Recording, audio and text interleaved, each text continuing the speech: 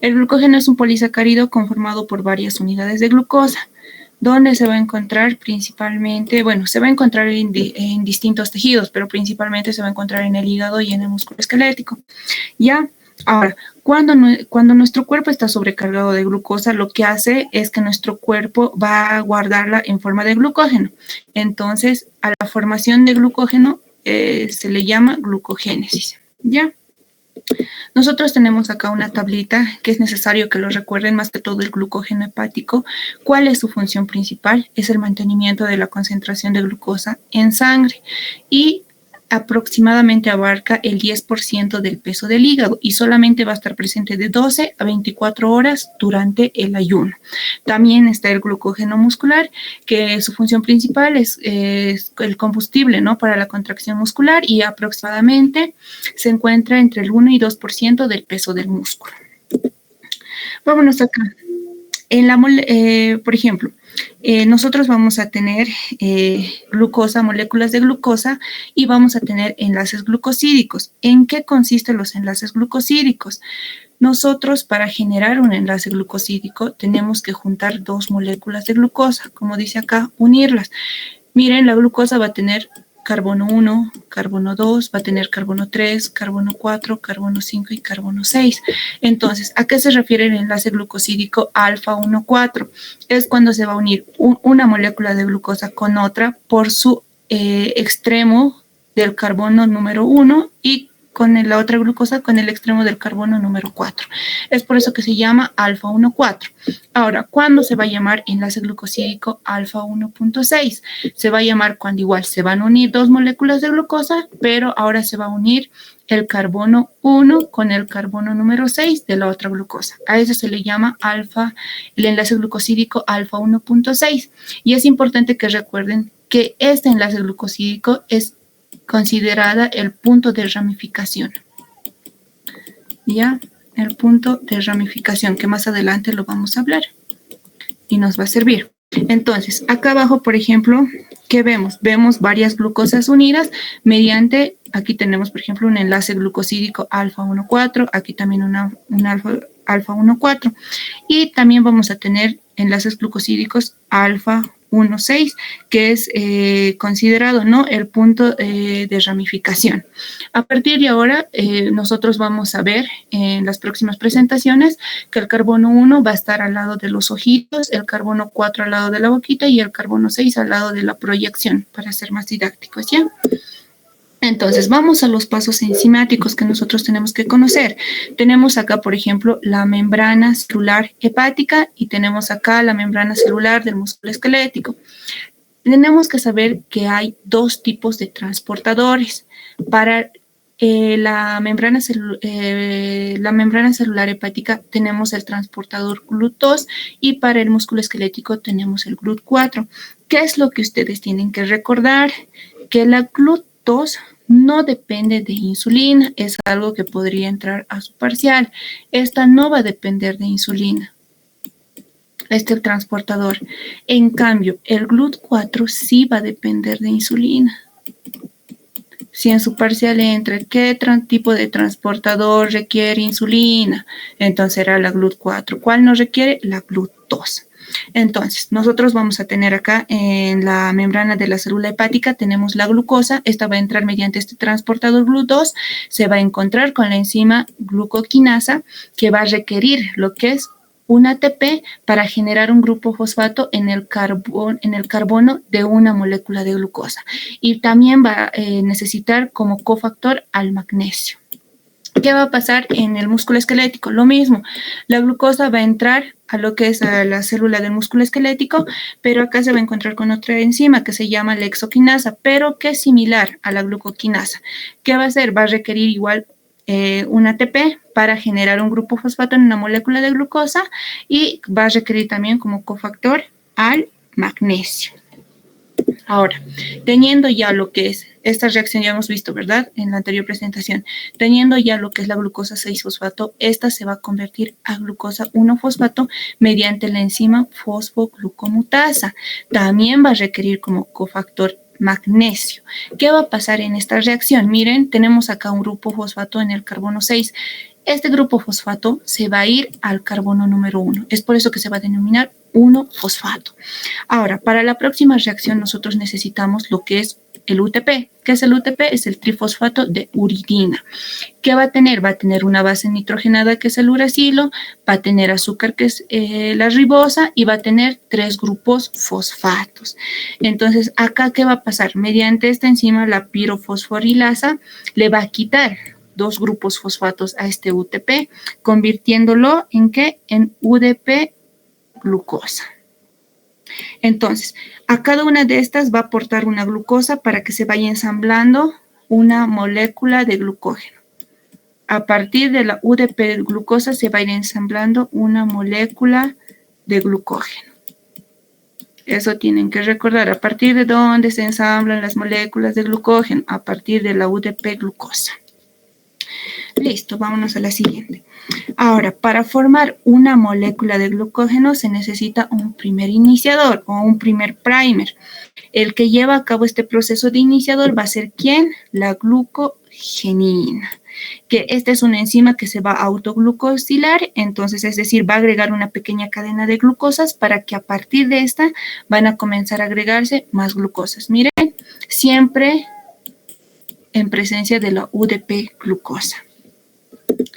Ahora, acá, a partir de la glucogenina, que hemos hablado hace un momentito, que va a estar conformada a partir de 1, 2, 7 a 8 glucosas, que vamos a ir contando ahí, la glucogenosintasa, esta enzima va a comenzar a agregar glucosa por glucosa, pero debemos recordar que para esto se necesita el UDP glucosa, que hemos hablado hace un momentito, ¿verdad? Entonces, ¿qué va a hacer la glucogenosintasa? Va a comenzar a agregar glucosa por glucosa, como hemos dicho. Entonces, esta va a generar enlaces glucosídicos alfa 1,4, porque se va a unir con el carbono 1 de una glucosa y con el carbono 4 de la otra glucosa. Pero también van a haber puntos de ramificación. Esta va a implicar el desprendimiento de las cadenas de glucosas existentes gracias a ¿quién? A la enzima ramificadora. Entonces, se requiere transferir al menos 6 residuos de glucosa. Acá tenemos 1, 2, 3, 4, 5, 6. 6 residuos de glucosa para generar ¿qué? Un punto de ramificación. Y hemos dicho que va a haber un punto de ramificación, va a ser donde haya el enlace glucosídico alfa 1,6. Entonces, en esta ramificación, la glucogenosintasa puede agregar más glucosas aún. Esta glucogenosintasa puede agregar aquí una ramificación, aquí puede agregar otra ramificación y así sucesivamente. Entonces, así vamos a tener, vean acá, un trabajo cooperativo entre la glucogenosintasa y la enzima ramificadora. Esta es la glucogenina. A partir de acá es el iniciador para la formación del glucógeno. Miren cuántas ramificaciones se pueden formar. Todas estas son ramificaciones que se va a formar a partir de esas dos enzimas. ¿Ya? Vámonos a la regulación. La regulación. Ahora, la formación del glucógeno se va a dar en un contexto metabólico de mucha energía. Es decir, cuando tenemos mucha glucosa, cuando va a haber un aumento de glucosa, ¿qué va a pasar? Nos conviene activar las enzimas de la glucogénesis para de esta forma empaquetar a esta glucosa que ha aumentado en forma de glucógeno. Entonces, ¿qué va a pasar? Por ejemplo, luego de comer, nuestros niveles de glucosa van a subir, como hemos dicho. Entonces, esta va a estimular a la insulina. La insulina va a activar y va a promover a lo que es la activación de la glucogenosintasa para que se dé así la glucogénesis, para que se reserve esa glucosa excedente en forma de glucógeno. ¿Ya? Ahora, otro ejemplo por este lado. Si nosotros dejamos de comer por unas horas, nuestro cuerpo va a requerir más glucosa. Entonces, ¿qué va a hacer? La epinefrina y el glucagón van a inhibir la glucogenosintasa, ¿ya? Que es una enzima que va a degradar el glucógeno. Entonces, nosotros tenemos que recordar bien, más allá de lo que va a ser el almacenamiento, abastecimiento de la glucosa, el glucógeno es crucial en la diferenciación celular, en la regulación, en la señalización, y es crucial para la homeostasis de varios órganos, ¿ya? También cabe resaltar que tiene un papel muy importante en lo que es el sistema inmunitario. Por ejemplo, cuando los neutrófilos van a estar en esa preparación que se le llama para la lucha contra infecciones, bien sea por bacteria, virus, estos neutrófilos van a requerir el almacenamiento de glucógeno. Entonces, a ese nivel igual se utiliza glucógeno. Ahora, esta tablita que ustedes tienen que recordar son las enzimas, de qué tipo son y la acción en la que va a realizarse. Muy probablemente en su parcial puede entrar la enzima que ¿qué hace la enzima hexoquinasa? Entonces ustedes responderán, se encarga de la fosforilación de la glucosa a glucosa 6-fosfato. ¿De qué se encarga la glucógeno sintasa? Se encarga de adicionar la glucosa al polímero de los enlaces alfa 1.6 lineal. También puede entrar de qué tipo son estas enzimas. De todas estas enzimas, ¿cuál es ligasa? Entonces ustedes responderán glucógeno sintasa y la enzima ramificante. ¿Ya? También cabe resaltar qué procesos van a activar el proceso de glucogénesis. Entonces va a activar lo que es la hiperglicemia, va a activar lo que cuando nosotros tengamos una mayor ingesta de carbohidratos, cuando nosotros estemos en reposo y cuando haya un aumento de la insulina. ¿Cuándo se va a inhibir la glucogénesis? Cuando haya un aumento del glucagón, cuando haya un aumento de la epinefrina, en casos de hipoglicemia y en casos de actividad física intensa. Eso es lo que tienen que recordar, ¿ya? Ahora, vámonos con la glucogenólisis. La glucogenólisis, ¿qué es la glucogenólisis? En sí es la degradación del glucógeno. ¿Para formar qué? Para formar glucosa. Ahora, recordemos que la glucosa es una fuente de energía crucial para todas las células de nuestro organismo. Esta también ocurre principalmente en el hígado y en el músculo esquelético. Ahora, esta se va a dar en estados de ayuno, se va a dar cuando hagamos ejercicio intenso y también cuando nosotros estemos durmiendo, que es el ayuno fisiológico, ¿ya?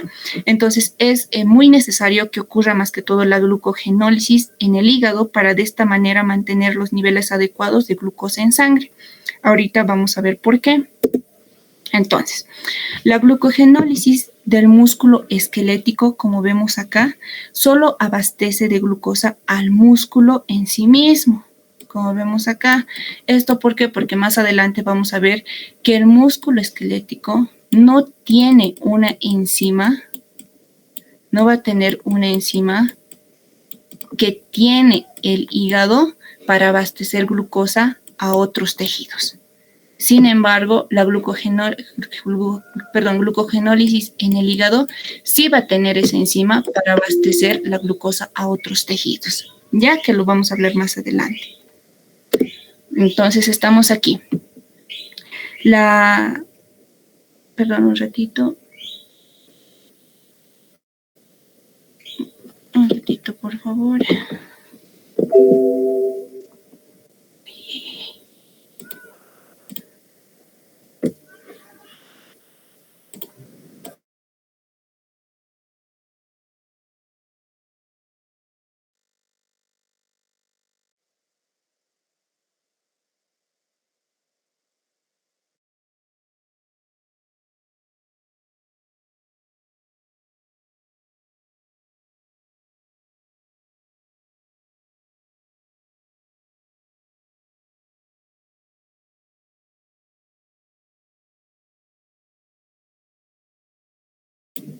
Listo, chicos, perdón. Vamos a continuar. Listo, entonces, como les explicaba. Entonces, cabe recalcar, chicos, que la glucogenólisis no es el inverso a la glucogénesis, eso acuérdense bien, sino es un proceso muy aparte en donde se van a involucrar diferentes enzimas. Empezamos aquí. El glucógeno, decíamos hace un momento, ¿verdad? Que el glucógeno es un polisacárido que contiene varios residuos de glucosa. Ya, va a contener varios residuos de glucosa. Cada residuo de glucosa tiene principalmente, que hemos dicho, un carbono 1, un carbono 4 y un carbono número 6, que estos van a ser importantes para formar enlaces glucosídicos. ¿Cuántos enlaces glucosídicos conocemos? 2, el alfa 1,4 y el alfa 1,6, ¿verdad? El alfa 1,6 es muy importante porque véanlo acá, este es el alfa 1,6 porque es el punto de ramificación. Entonces, podríamos decir que de 10 a 14 unidades de glucosa vamos a encontrar una cadena lateral, que es esta, y vamos a encontrar un punto de ramificación, el enlace alfa 1,4. Entonces, la enzima glucógeno, tenemos aquí a la enzima glucógeno fosforilasa, lleva a cabo una escisión fosforolítica o una fosforólisis de los enlaces alfa 1,4, ¿ya? Del glucógeno. En otras palabras, se va a utilizar lo que es un grupo fosfato para romper. Aquí está rompiendo el enlace glucosídico. Y por ese motivo se va a llamar glucosa 1-fosfato, porque miren, al romper este enlace, este fosfato se va a ir al carbono número 1. Por eso se llama glucosa 1-fosfato. Entonces, después de esto, ¿qué va a pasar? La glucógeno fosforilasa va a ir cortando, como vemos acá, enlace por enlace, enlace por enlace, y estos fosfatos se van a ir al carbono número 1, se van a quedar en el carbono número 1, convirtiendo a toditas en glucosa 1-fosfato. A toditas se van a convertir en glucosa 1-fosfato. Listo. Entonces, va a llegar un momento donde la enzima ya no va a poder avanzar más, es decir, ya no va a poder cortar más, debido a que se va a reconocer 4 residuos. Aquí está 1, aquí tenemos 2, 3 y 4. Esos son los 4 residuos, en donde la última glucosa, esta glucosa de acá, va a formar el enlace glucosídico, está formando el enlace glucosídico 1,6, que es nuestro punto de ramificación. Entonces, ¿qué va a pasar? Va a entrar aquí la enzima glucógeno fosforilasa, se ha detenido, ¿verdad? Se ha detenido para dar paso a la enzima desramificadora. ¿Qué va a hacer esta enzima? Se va a encargar de remover esta ramificación. Pero, ¿de qué manera va a remover? No lo va a remover los 4 de un solo paso. Primero va a transferir estos 3 residuos mediante por la glucanotransferasa, lo va a llevar a lo que es acá, a la cadena lineal principal. Aquí lo va a llevar, a la cadena lineal principal. Eso va a ser la glucanotransferasa, pero nosotros vemos aquí que ha quedado un residuo de glucosa. Entonces, ¿qué va a pasar?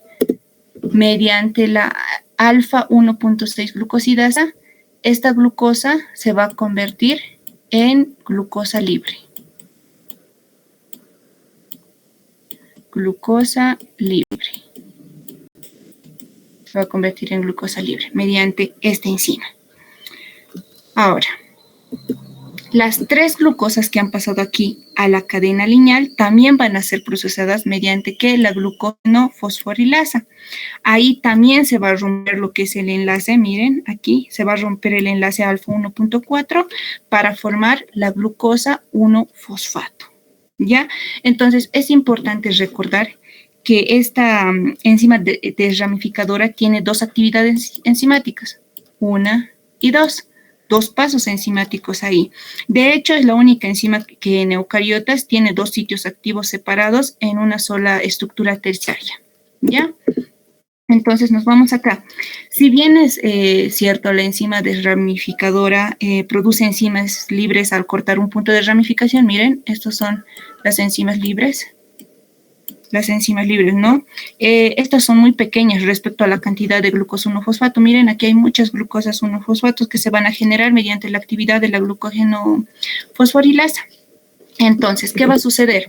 Ahora, la glucosa 1-fosfato se va a convertir en glucosa 6-fosfato mediante la enzima fosfoglucomutasa. Aquí también va a haber un cofactor de magnesio, pero ahora miren, la diferencia. En la glucogénesis, ¿qué pasaba? El fosfato se iba del carbono 6 al carbono 1. Ahora en la glucogenólisis, ¿qué va a pasar? Se va a ir el grupo fosfato del carbono 1 al carbono 6. Es por eso que se denomina 6-fosfato. Ahora, esta glucosa 6-fosfato se necesita convertir en una glucosa libre, como vemos acá, mediante la enzima glucosa 6-fosfatasa, que requiere una molécula de agua y va a liberar una molécula de fosfato. Entonces, ustedes se recuerdan que yo les decía que no es lo mismo la glucogenólisis en el hígado que en el músculo esquelético. Es por eso, es por esta enzima. Esta es una enzima muy importante. Esta enzima no va a haber en lo que es en el músculo esquelético. Es por ende que no va a aportar ¿qué? Glucosa a otros tejidos.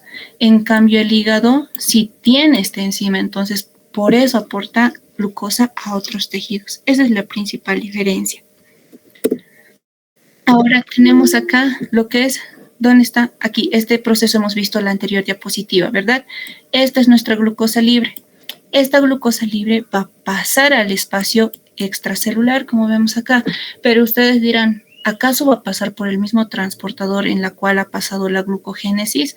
Sí, chicos, ¿por qué? Porque cabe resaltar que este glutós, este transportador es bidireccional. Bidireccional. ¿Qué quiere decir? Que puede entrar glucosa y puede salir glucosa también. Entonces va a salir. Es por eso. Entonces va a salir, va a liberar la glucosa libre a la sangre. Eso es lo que va a pasar. Ahora acá tenemos nuestros niveles de glucosa van a disminuir. Van a activarse las células alfa, que ya han debido repasar, ¿verdad? Esta va a estimular a lo que es al glucagón. Este glucagón en el hígado, ¿qué va a hacer? Va a aumentar el AMP cíclico. Y así va a estimular la glucogenofosforilasa para que se dé la glucogenólisis, la degradación del glucógeno. ¿Qué va a pasar a nivel del músculo esquelético? Las glándulas suprarrenales pues tendrán que estimular epinefrina, donde en el músculo esquelético va a aumentar el AMP cíclico y por ende va a activar la glucogenofosforilasa. Pero la glucosa va a ir al mismo tejido. No va a ir a otros tejidos como el hígado, va a ir al mismo tejido y se va a ir repitiendo ese mismo ciclo. ¿Qué va a pasar cuando la glucosa aumente? Entonces va a estimular lo que es la insulina.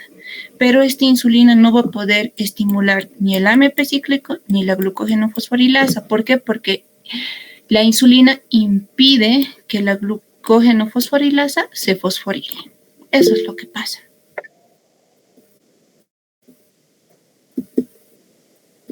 Y ese es este tema, chicos. Nos vamos a ir a diabetes. Ahí.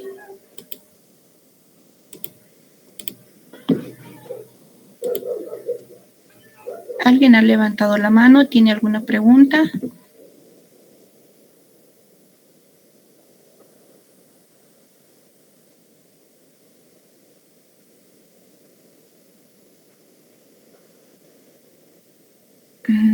Ya. Vamos a continuar con el tema de diabetes. Ya. Vamos a empezar con el tema de diabetes mellitus y páncreas. Como definición tenemos que la diabetes es una enfermedad crónica. Es una enfermedad crónica e irreversible del metabolismo anormal de los carbohidratos, que se van a caracterizar por hiperglicemia. Esto puede estar asociado a una alteración relativa o absoluta de la secreción de insulina. También pueden haber diversos grados de resistencia periférica a la acción a la insulina. En la epidemiología tenemos que en la actualidad se considera una enfermedad crónica y es la 8ª causa de mortalidad en el mundo. Si nosotros nos podemos comparar entre los distintos tipos de diabetes, con mayor frecuencia respecto a los números, miren, se da la diabetes mellitus tipo 2, que es la quinta, ¿verdad? La clasificación de la diabetes. Esta se clasifica en diabetes tipo 1, en diabetes tipo 2, tenemos tipos específicos de diabetes debidos a otras causas y vamos a tener la diabetes mellitus gestacional. vamos a hablar un poquito de lo que es el páncreas endocrino. Recordando la anatomía, ¿no? Por ejemplo, en la segunda porción del duodeno, nosotros vamos a tener la cara medial de secreción, donde van a desencadenar los conductos principales del páncreas y de la vesícula. Entonces, el colédoco de la vesícula biliar se va a unir al conducto de Wilson. Si se acuerdan, es el conducto pancreático principal y este es el conducto del páncreas exócrino. Tenemos dos conductos pancreáticos principales, el Wilson y el Santorini, ¿verdad? Ya, ahora en cuanto a la irrigación, vamos a tener una vena esplénica en el vaso. Esta va a recolectar sangre que se va a liberar en el páncreas y va a terminar recolectándola para llevar por la vena porta que se encuentra en el hígado. Ahora, nosotros a veces nos preguntamos por qué la insulina rápidamente se libera en el hígado y cumple la mayoría de funciones. Es porque el páncreas tiene una función mixta. ¿Ya? Entonces, por ejemplo, acá tenemos ¿dónde está? El páncreas exócrino, donde van a estar los acinos pancreáticos que son encargadas de formar las enzimas proteolíticas y también van a estar encargadas de digerir proteínas, grasas, y vamos a tener el páncreas endocrino, donde se van a encontrar los islotes de Langerhans, que van a ayudarnos en la regulación posterior a la absorción. ¿Qué son los islotes? Son un cúmulo de células, ¿verdad? Estas células van a estar dispuestas así como vemos acá. Y vamos a tener también, recordemos, los diferentes tipos de transportadores, lo que les hablaba hace un rato, los GLUT. Los más importantes que tienen que saber es el GLUT2, que es considerado que el sensor de la glicemia plasmática. El GLUT3, que se encuentra en el cerebro, que no depende de insulina, y el GLUT4, que depende de insulina. Es el único que depende de insulina. El GLUT2, como hemos mencionado hace un momento, no depende de insulina. Vamos. Entonces, acá explicamos lo que explicábamos hace un momento. La glucosa. Generalmente lo normal es de 60 a 90. ¿Qué va a pasar cuando nuestra glucosa va a subir mayor a 90? Se van a activar las células beta del páncreas, que van a producir ¿qué? Van a producir insulina, que es considerada una hormona ahorrometabólica, considerada también hipoglicemiante, para que nuestra glucosa empiece a bajar, a disminuir. Ahora, a lo contrario, ¿qué va a pasar cuando nuestra glucosa disminuye? Se van a activar las células alfa. ¿Qué van a producir? Va a producir glucagón, que es un antagonista a la insulina. ¿Para qué? Para evitar la hipoglicemia. Entonces, el glucagón es considerada hiperglicemiante. También acuérdense esto porque puede ser que entre como pregunta de parcial. Aquí van a intervenir también 4 hormonas contrarreguladoras que va a evitar que el cerebro entre en hipoglicemia. ¿Por qué? Porque si entra en hipoglicemia va a haber daños a nivel del sistema nervioso, ¿verdad? Porque las neuronas dependen de oxígeno y de glucosa. Entonces, si no va a haber glucosa, va a haber mucho daño. Entonces, las 4 hormonas más importantes son el glucagón, cortisol a nivel de la tiroides y la hormona del crecimiento. Eso es lo que tenemos que hacer. Y así sucesivamente se repite el ciclo. Ahora, en cuanto a la patogenia de la diabetes mellitus tipo 1, nosotros vamos a tener una predisposición genética por múltiples locus de predisposición genética, existen 30, y pues llamados HLA, el antígeno leucocitario humano, que estos son encargados de reconocer las células de nuestro organismo y células que están dañadas. ¿Qué va a pasar si están alteradas estas células? Entonces no va a reconocer a qué célula matar y qué célula está normal. Por eso es que se autodestruye las células beta del páncreas. Entonces, como vemos acá, tenemos las TCD4, que son autorreactivas, también llamadas autotolerantes, que no se van a tolerar ellas mismas, autotolerantes, entonces van a reaccionar contra las células beta del páncreas. Estas van a generar una respuesta inmunitaria que va a estimular ¿qué? Va a estimular 2 cosas, los linfocitos B y los linfocitos TCD8. Los linfocitos B van a liberar antiislote, antiinsulina. Los linfocitos TCD8, ¿qué van a liberar? Factor de necrosis tumoral alfa, perforina, grancinas. Todo esto, ¿qué va a ocasionar? Va a ocasionar que haya una destrucción masiva de las células beta y por ende haya una deficiencia absoluta de la insulina. Entonces, como no va a haber células beta del páncreas, la glucosa que se va a encontrar fuera de la célula no va a poder ingresar porque no va a haber transportadores GLUT4, entonces no se van a poder expresar y por ende va a haber hiperglicemia. Eso es lo que pasa en la diabetes mellitus tipo 1. ¿Qué va a pasar en la diabetes mellitus tipo 2? Igual, va a haber factores genéticos, va a haber factores ambientales, por ejemplo, acá se menciona a la obesidad, pero algo muy importante que a nosotros nos interesa es acá lo que dice la resistencia a la insulina. ¿Por qué se va a dar? Porque en los principales tejidos no van a recibir a la insulina. Miren, a nivel del tejido hepático, a nivel del músculo estriado y a nivel del tejido adiposo. Entonces, a nivel del tejido hepático, ¿qué va a pasar? Va a haber una incapacidad de inhibir la producción endógena. Por ende, no va a haber gluconeogenia. ¿Qué quiere decir esto? Cuando la glucosa entra dentro del tejido, inhibe la salida de glucosa a partir del hígado, ¿verdad? ¿Se recuerdan? Entonces, pero si la glucosa no va a poder entrar dentro del hígado, este hígado va a comenzar a eliminar glucosa que tiene almacenado en forma de ¿qué? Glucógeno. Entonces va a comenzar a eliminar hacia el torrente sanguíneo, aumentando la glucosa y por ende, cuando se da a nivel del tejido hepático, se aumenta más que todo la glucosa. Recuerden esto, la glucosa en ayunas. A nivel del tejido hepático se altera la glucosa en ayunas. Ahora, a nivel del músculo estriado, ¿qué va a pasar?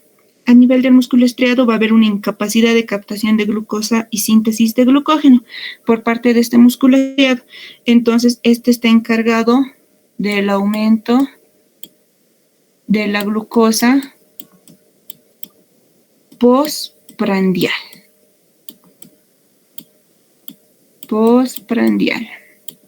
Ahora, a nivel del tejido adiposo, ¿qué va a pasar? Va a haber una incapacidad de inhibir la lipoproteína lipasa dentro de este tejido adiposo. Por ende, va a haber aumento de ¿qué? De ácidos grasos libres. Eso es lo que va a pasar. Entonces van a sufrir un aumento en la resistencia a la insulina. Ahora, en la obesidad, que es un factor de riesgo muy importante, ¿qué va a pasar? Entonces, en la obesidad se presenta el aumento de ácidos grasos libres, van a saturar la vía de oxidación del diacilglicerol. ¿Qué va a pasar? Que va a atenuar la señalización de la insulina, de forma que ni los receptores ni la insulina se van a poder comunicar, de forma que van a producir una resistencia a la insulina. ¿Ya? Entonces, acá tenemos factores de riesgo, más que para la diabetes mellitus tipo 2, personas que sean mayor de edad, por ejemplo, las personas seniles, antecedentes familiares, más que todo de primer grado, papás, mamás, hermanos, factores genéticos también, como mencionábamos hace un momento, cuando la persona tenga un índice de masa corporal mayor a 25 kilogramos, cuando la persona presente una obesidad abdominal o central, como vemos acá, la obesidad central, cuando, por ejemplo, las mujeres presenten un síndrome de ovario poliquístico y cuando haya componentes de síndrome metabólico. ¿Cuáles son estos componentes? La circunferencia cintura, la presión arterial, triglicéridos, la LDL, estos tienen que estar, ¿qué? Aumentadas. La única que va a estar baja es la HDL. Esa es la única que va a estar baja. Otros factores de riesgo: fumar, antecedentes de enfermedades cardiovasculares ateroscleróticas, el sedentarismo, que va asociado con preguntarle no a la persona cuánto tiempo duerme, si duerme de corta o de larga duración. También antecedentes de diabetes mellitus gestacional en mujeres, y muy importante también preguntar cuánto ha pesado su bebé cuando ha nacido. Si es mayor a 4 kilogramos, es un factor de riesgo para diabetes mellitus tipo 2. También la presencia de acantosis nigricans, como vemos en la imagen, y factores psicosociales y económicos. Otros tipos de diabetes, ¿cuáles son? Por ejemplo, algo así rapidito, el síndrome de diabetes monogénica, como la diabetes neonatal o el MODY, que es la diabetes juvenil de inicio en la madurez. También enfermedades del páncreas exócrino, como una fibrosis quística, una pancreatitis. También una diabetes inducida por fármacos o productos químicos, como los glucocorticoides, o tratamiento en el VIH-Sida, o después de un trasplante de órgano. Esto tienen que saber, chicos, y es algo muy importante que estoy segura que va a entrar a su parcial, son los criterios de prediabetes. ¿Cuándo consideramos prediabetes? Tenemos 3 criterios. 1, 2 y 3. El primer criterio, ¿cuál es? Glucosa en ayuno que esté en un valor de 100 a 125 miligramos decilitro. Otro criterio, la prueba de tolerancia oral a la glucosa. Nosotros realizamos, ¿verdad?, esta prueba con una carga de 75 gramos de glucosa disuelta en agua y a las 2 horas que tenga un valor de 140 a 199 miligramos decilitro. Y la última, que es la hemoglobina glicosilada, que esté en valores de 5.7 a 6.4, que es muy distinto a los valores de criterios de la diabetes, que aquí ya son 4. Recuérdense, de prediabetes son 3 y de diabetes son 4. 3 y 4. ¿Cuál es nuestro primer criterio de diabetes? Glucosa en ayunas mayor a 126 miligramos decilitro. No haber tenido ingesta calórica en las últimas 8 horas. Con ayuno de más de 8 horas o mínimamente de 8 horas, ¿ya? ¿Cuál es nuestro segundo criterio? Glucosa plasmática a las 2 horas con un valor mayor a 200 miligramos decilitros. Esto igual se realiza con una carga de 75 gramos de glucosa disuelta en agua. ¿Cuál es nuestro tercer criterio? Hemoglobina glicosilada mayor a 6.5%. Y nuestro último criterio, paciente con síntomas clásicos de hiperglicemia. ¿Cuáles son los síntomas clásicos? Las PES, poliuria, polidipsia, polifagia, pérdida de peso o, en su defecto, crisis hiperglicémicas con una glucosa al azar mayor a 200 miligramos decilitro.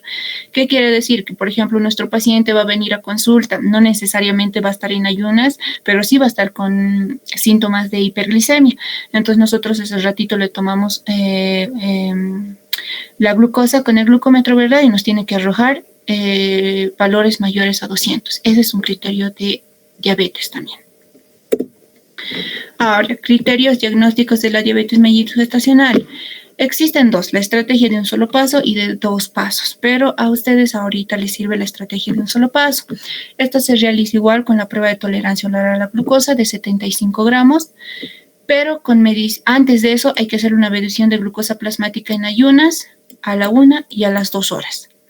Esto es más que todo se le hace a la mujer en estado de gestación a las 24 y 28 semanas de gestación. La prueba de tolerancia oral a la glucosa debe realizarse por la mañana después de un ayuno nocturno de al menos 8 horas. ¿Y cuándo vamos a diagnosticar mellitus gestacional? Cuando nos arrojen valores de glucosa en ayunas, 92 miligramos decilitro, a la primera hora que vamos a tomar 180 miligramos decilitro y a la segunda hora 153. Ahí nosotros diagnosticamos diabetes mellitus gestacional. Ahora, ¿cuándo nosotros debemos realizar el diagnóstico de diabetes mellitus? Se debe considerar la realización de pruebas en adultos con sobrepeso u obesidad, como les mencionaba, cuando tengan un índice de masa corporal mayor a 25 kilogramos y que tengan uno o más de los siguientes factores de riesgo. Que tengan familiares de primer grado con diabetes, que sean de raza, origen étnico de alto riesgo, como ser afroamericano, latino, nativo americano, asiático, con una historia de enfermedad cardiovascular. Cuando nuestro pacientito sufra de hipertensión, esté mayor a 140-90 milímetros de mercurio, o en terapia para la hipertensión, antihipertensivos, enalapril, losartán. Cuando su nivel de colesterol HDL sea menor a 35 y su nivel de triglicéridos mayor a 250 miligramos de decilitro.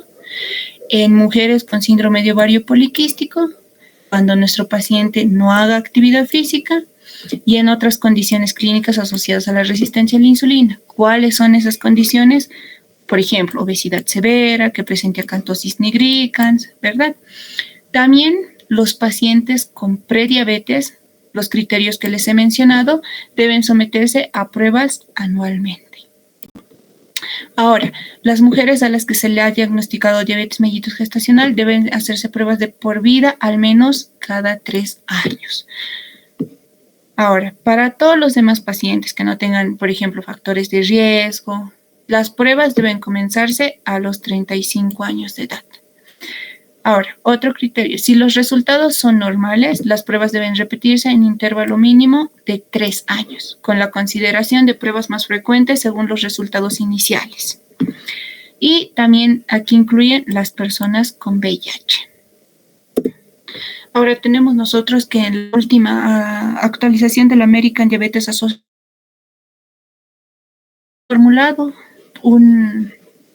se ha formulado estas preguntitas para ir clasificando ya los factores de riesgo. Como vemos acá, pregunta, por ejemplo, qué edad tiene, de acuerdo a eso se califica cuántos puntos, usted es hombre o mujer, si usted es mujer alguna vez le han diagnosticado diabetes gestacional, su madre, padre, hermano o hermano tiene diabetes, alguna vez le han diagnosticado tensión arterial elevada, practica actividad física y cuál es su estado de peso, y de acuerdo a eso vamos clasificando. Si la puntuación del paciente es 5 más, entonces tiene un mayor riesgo de sufrir diabetes tipo 2, entonces tenemos que ahí hacerle las pruebas, ¿verdad? Las pruebas complementarias, glucosa plasmática en ayunas, prueba de tolerancia oral a la glucosa, hemoglobina glicosilada, preguntarle si ha tenido síntomas de diabetes. Aquí tenemos las manifestaciones clínicas. ¿Cuáles son? Decíamos la polifagia, poliuria, polidipsia. El pacientito va a venir, te va a decir, doctor, tengo muchas ganas de comer, me da mucha hambre, voy al baño, orino mucho, tengo mucha sed, mi peso ha disminuido, puede ser que haya aumentado. También el paciente va a venir por alteraciones visuales, esto más que todo es debido a una retinopatía diabética, también va a venir por disfunción sexual, también va a venir por astenia, también va a venir porque el paciente se va a sentir fatigado. Ahora, algo muy importante que ustedes tienen que saber son estos valores también. La glucosa cuando entra es filtrada por el riñón aproximadamente 180 gramos al día y se va a reabsorber y va a recircular la glucosa y va a suceder ese círculo vicioso también 180 gramos al día. Cuando nuestro pacientito va a empezar a presentar sintomatología, eso tal vez entre a su parcial, es cuando la glucosa esté mayor a 180 miligramos de decilitro. Y es ahí también donde se manifiesta la glucosuria.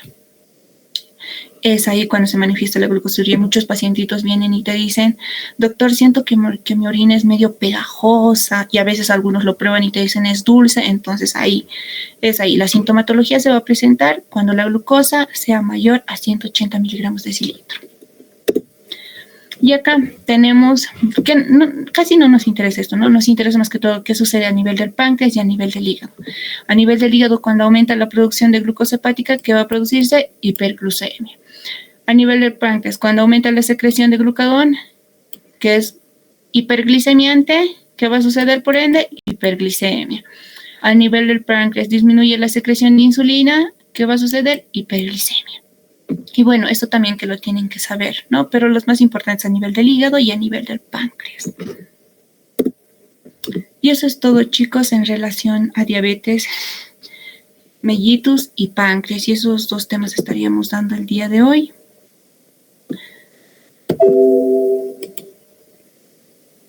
Si tuvieran alguna pregunta.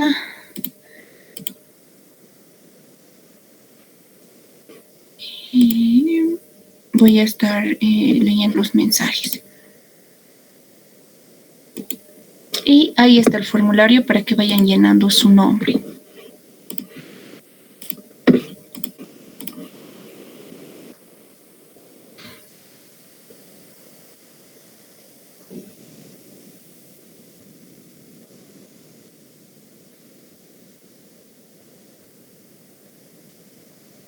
Inés Mamani Mendoza, estás con la mano levantada. Tal vez si tienes alguna pregunta.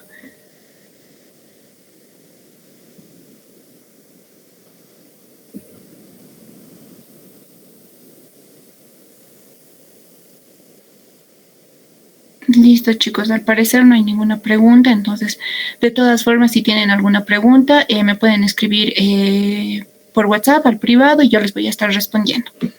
Nos vemos en una próxima clase, chicos. Espero que les vaya bien. Buen inicio de semana. Hasta luego.